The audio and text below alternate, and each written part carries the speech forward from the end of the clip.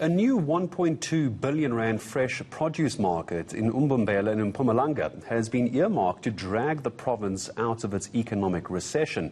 Its economy contracted by 6% last year, prompting calls for an emergency investment. Well, the Premier, Refiwe Mtsweni-Tsipane, in her State of the Province address, called on farmers to help revive the province's economy. And as Govan Whittles reports, it's hoped this new market will facilitate that.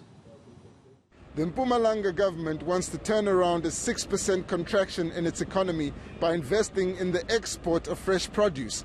This 1.2 billion rand investment by the state is starting to take shape and will give big farmers and small-scale farmers access to international markets in Oman and Russia, as well as neighboring markets in Mozambique and Swaziland. It's got a trading floor of 32,000 square meters.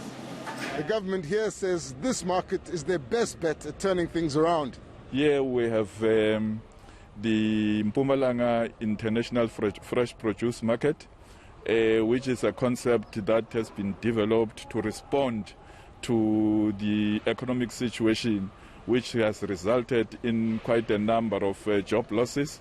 And we are trying to maximize the participation of our farmers in all the sectors, our upcoming farmers as well as commercial farmers. The director in the Economic Development Department says the farmers are looking for a place to certify their produce, but also a place to package it and keep it fresh.